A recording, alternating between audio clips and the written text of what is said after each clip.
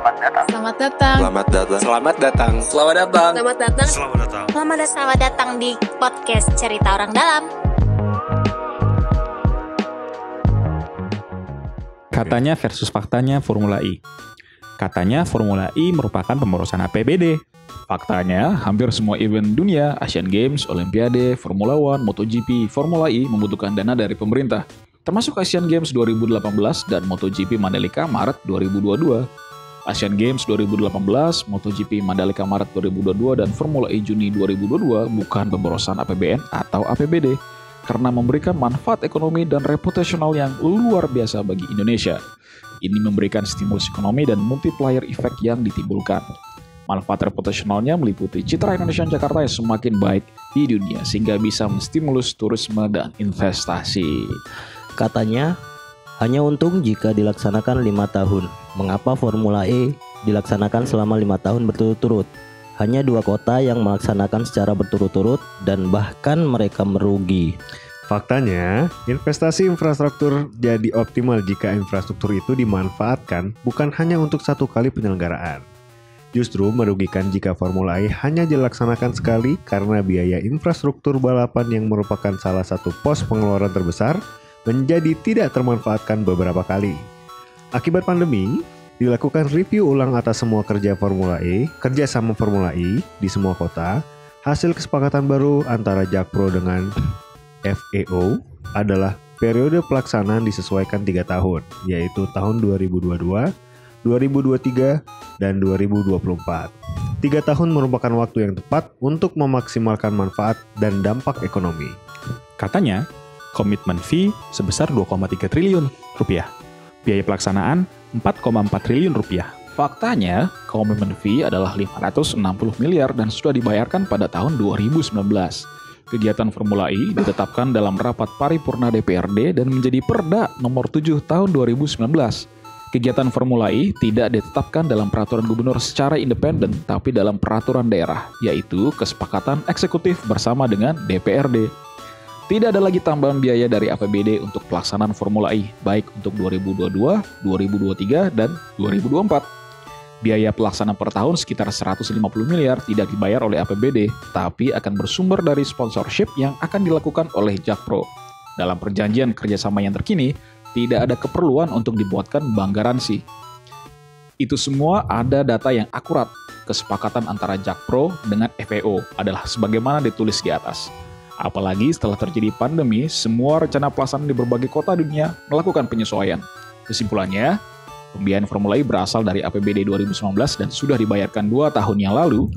Pembayaran dilakukan sebelum adanya pandemi tahun 2020 dan tidak ada lagi biaya yang dikeluarkan dari APBD baik untuk komitmen fee maupun biaya penyelenggaraan ke depan. Katanya, besaran komitmen fee Formula E di Jakarta terlalu tinggi dibandingkan kota lain di dunia. Faktanya, perbandingan komitmen fee antar kota tidak bisa dilakukan secara apple to apple. Beberapa kota menanggung hampir seluruh biaya penyelenggaraan, sedangkan di sebagian kota yang lain, FEO banyak mengcover biaya. Nilai komitmen fee masing-masing kota atau negara berbeda, dipengaruhi oleh 1. Apa saja yang di-cover oleh FEO. 2. Jarak lokasi dengan kota penyelenggara lain. 3. Kapan kota tersebut menjadi tuan rumah, semakin akhir semakin tinggi biaya komitmen fee-nya.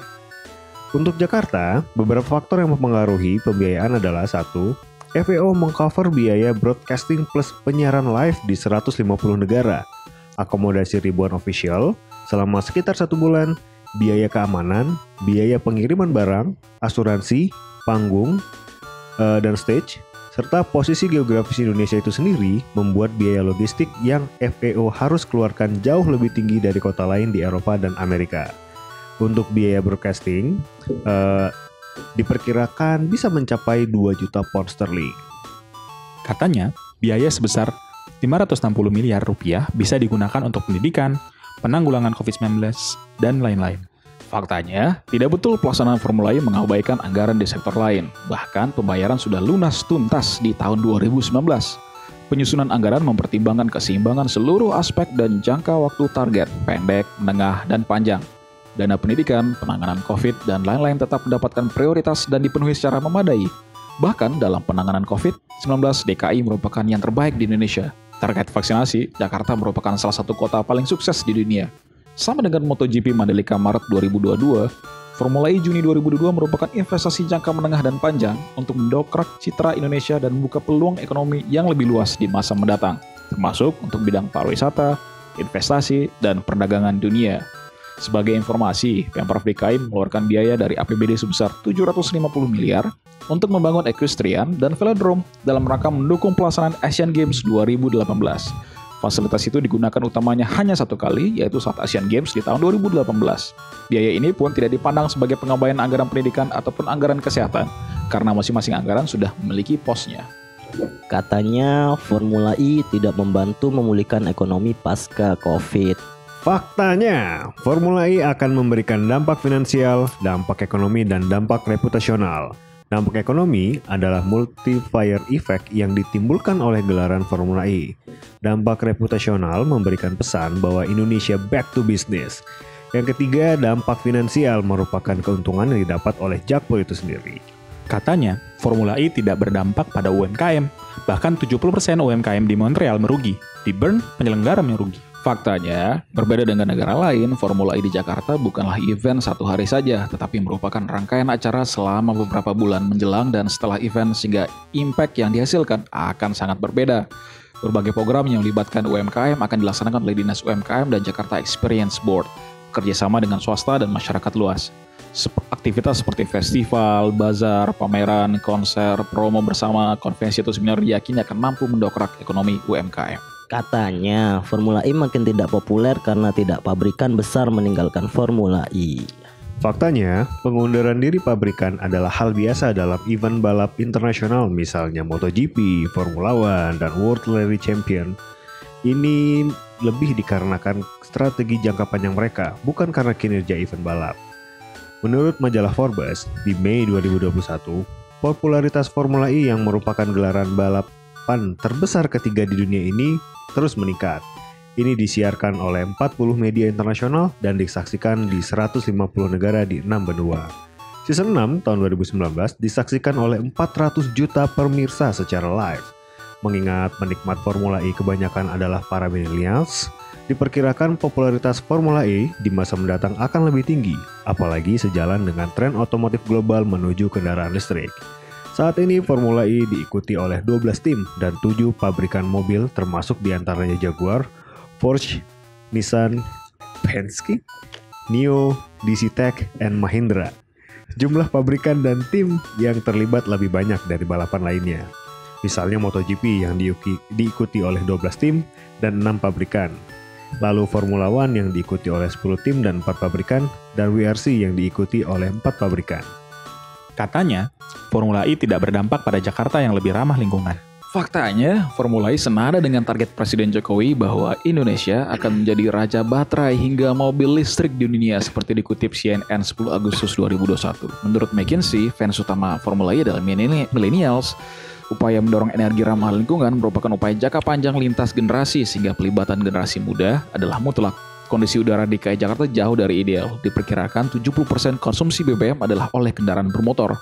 Sehingga upaya mendorong mobil listrik merupakan solusi andal untuk memperbaiki kualitas udara dan lingkungan di Jakarta. Katanya Formula E tidak ada di RPJMD. Faktanya, event internasional dan besar seperti Formula E, MotoGP Mandalika Maret 2022, dan bahkan Asian Games 2018 memang nama kegiatannya tidak tersebutkan secara spesifik baik di RPJMN maupun di RPJMD. Landasan pelaksanaan selalu merujuk pada garis besar rencana pembangunan yang ada di RPJMD, yaitu Formula E masuk dalam RPJMD 2017-2022 dalam bagian penyelenggaraan event pariwisata bertaraf internasional. RPJMD halaman 271, sasaran misi kedua salah satunya berbunyi meningkatkan pertumbuhan investasi di Jakarta. RPJMD halaman 272 dan 293, sasaran kedua dari tujuan kedua atas misi kelima, terwujudnya Jakarta sebagai kota tujuan wisata yang berdaya saing internasional. Salah satu strategi yang didorong adalah pelibatan peran serta masyarakat, penerapan sertifikasi usaha pariwisata, dan penerapan e-tourism. Katanya ada temuan BPK dan belum ditindaklanjuti.